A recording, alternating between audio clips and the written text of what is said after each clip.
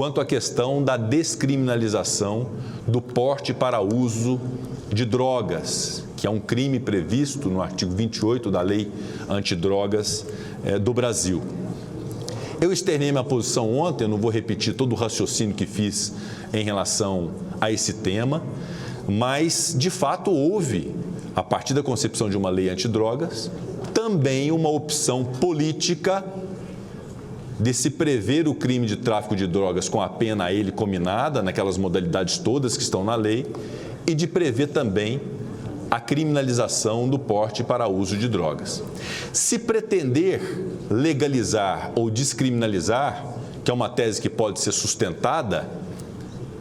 por aqueles que defendem que a questão é mais de saúde pública do que uma questão judicial ou uma questão penal, o foro de definição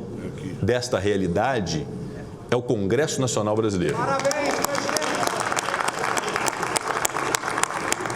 presidente! E, de fato, eu soube agora da suspensão do julgamento pelo Supremo Tribunal Federal, já com 4 votos de ministros do Supremo em relação a essa descriminalização. Mas o fato é que o grande questionamento em termos práticos quanto a isso é de que esta decisão judicial, num caso concreto de recurso extraordinário, que tem um efeito geral para toda a sociedade brasileira, indaga-se, ao se permitir ou ao se legalizar o porte de drogas para uso pessoal, de quem se irá comprar a droga? De um traficante de drogas que pratica um crime gravíssimo equiparado a hediondo. E isso acaba gerando uma perplexidade enorme, porque, diferentemente de outros países que se programaram para essa legalização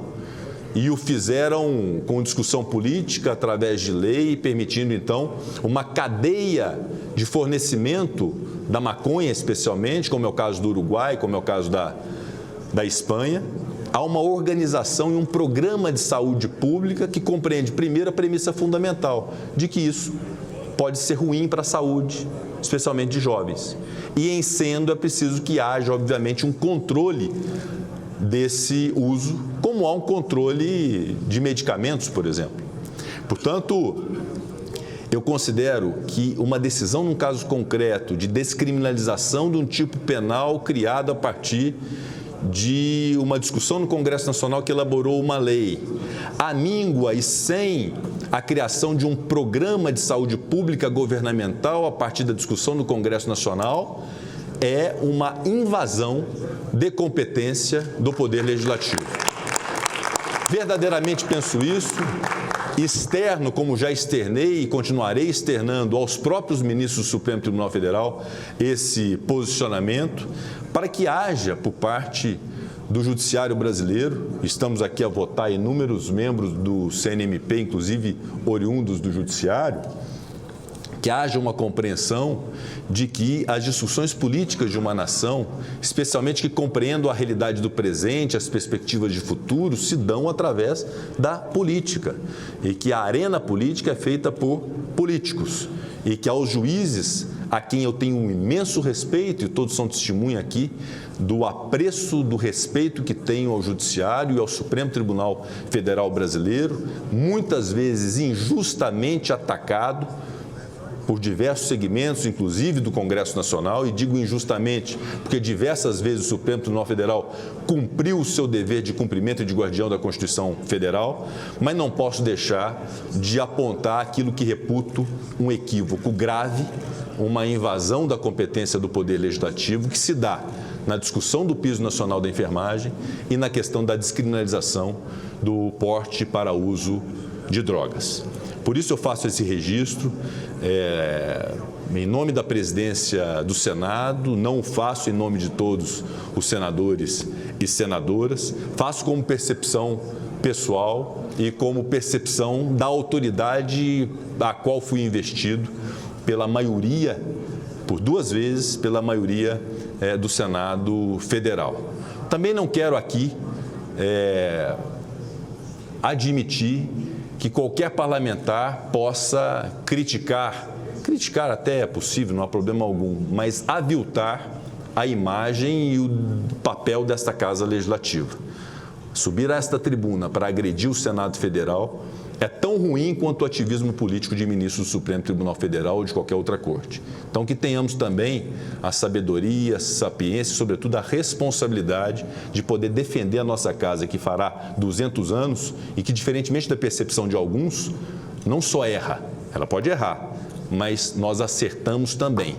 E acertamos no Senado Federal quando votamos medidas como reforma da Previdência, como reforma política, como a reforma trabalhista, como o marco legal do saneamento, que nós estamos defendendo e conseguimos um acordo possível para poder prevalecer o marco do saneamento, que foi uma opção política, quando votamos a capitalização da Eletrobras e que nós não admitimos nenhum tipo de retrocesso, quando apreciamos e votamos a autonomia do Banco Central